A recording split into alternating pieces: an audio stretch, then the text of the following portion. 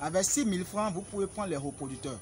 Les reproducteurs, l'unité c'est à 300 francs. Avec 6 000 francs, vous pouvez prendre 20 reproducteurs. Salut chers abonnés de la chaîne Investi au Bénin. Moi c'est Moïse Adonsiba et si tu viens me découvrir à travers cette vidéo, je te souhaite déjà la bienvenue. Surtout n'oublie pas de t'abonner, d'activer la cloche de notification pour ne rien louper de nos prochaines vidéos. Ici nous parlons d'entrepreneuriat, nous parlons de business, nous parlons de tout ce qui peut te permettre de passer d'une étape A vers une étape B et surtout de te faire du cash.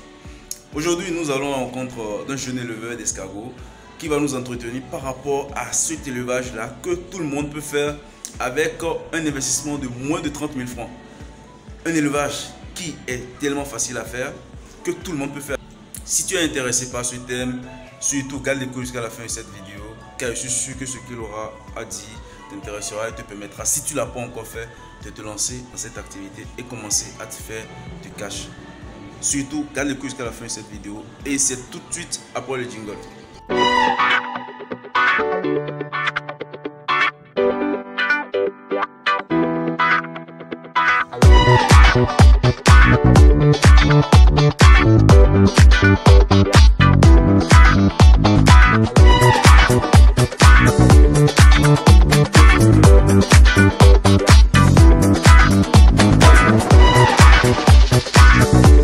Je me présente, ici c'est Mounirou Ousmane Abiola, je suis technicien agricole.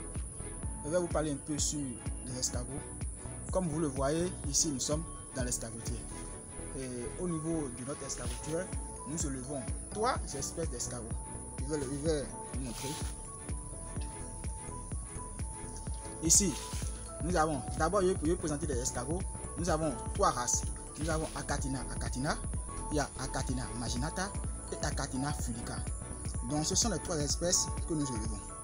Si on prend cet escargot, c'est Achatina achatina. Comme vous le voyez, la chair est noire. Les lèvres sont rouges. Au niveau du truc, c'est long. C'est long. Si on prend Achatina fulica, c'est multicolore. Achatina fulica, c'est multicolore. La chair est noire.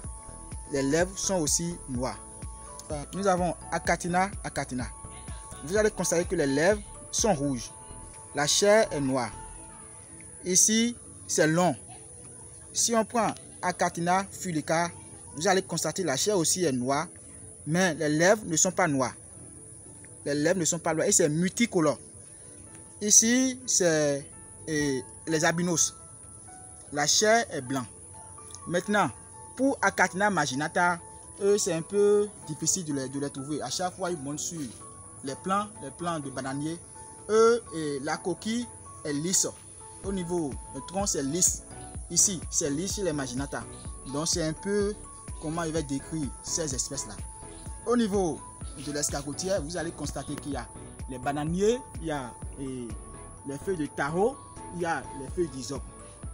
Et pour faire le levage de l'escargotière, il faut nécessairement ces plants-là. Ces plants permettent de donner de l'ombrage dans l'escargotière. Et pour faire aussi le levage, il faut les mangeoires, qui sont les tôles, les abreuvoirs, qui sont les plastiques. On met des plastiques et on ajoute de l'eau. Le levage de l'escargot, c'est un élevage qui est très rentable. Et pour commencer le levage de l'escargot, ça ne nécessite pas assez de moyens. Avec peu de moyens, vous pouvez commencer le levage de l'escargot. Je donne un exemple concret.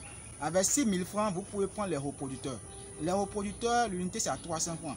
Avec 6 000 francs, vous pouvez prendre 20 reproducteurs. Et avec les 20 reproducteurs peuvent pondre 6 fois dans l'année.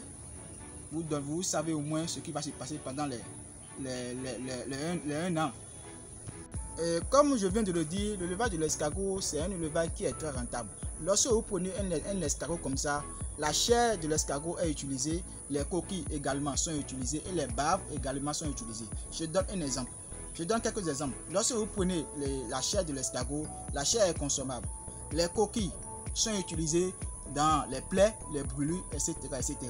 On utilise aussi les coquilles dans la provende, des pondeuses, des volailles, etc., etc.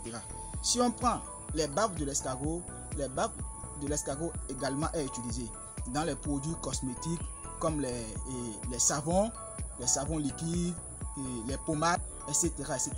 Il y a d'autres mais qui utilisent les barbes de l'escargot au niveau des peaux. Ils passent ça sur la peau. Maintenant, pour ceux qui ont d'espace, ils peuvent faire le levage comme vous le voyez, mettre des plants de bananier, plants de taro, plants d'hysope, comme vous le voyez. Mais ceux qui n'ont pas assez de moyens, ils peuvent utiliser les caisses. Et avec les caisses, je pense que ça peut aller. Et dans les caisses, ils vont mettre de taro. De taro, ça peut être les bouts de vache mélangés, le sable mélangé avec les bouts de vache ou bien du taro. Pour ceux qui ont d'espace, ils peuvent faire comme ceci. Et ils vont planter les plantes, par exemple les plantes de bananier, les plantes d'hysope, les plantes de taro. Et ceux qui n'ont pas assez de moyens, ils peuvent utiliser des caisses. Et pour des caisses, ils peuvent mettre du terreau dans ces caisses-là. Et en plus de ça, ils vont mettre les escargots et de la paille. Donc je vois que le levage de l'escargot, c'est pas un élevage qui est compliqué. C'est un élevage qui est très rentable. Donc c'est pas compliqué. De quoi se nourrit les escargots? L'escargot se nourrit des fruits.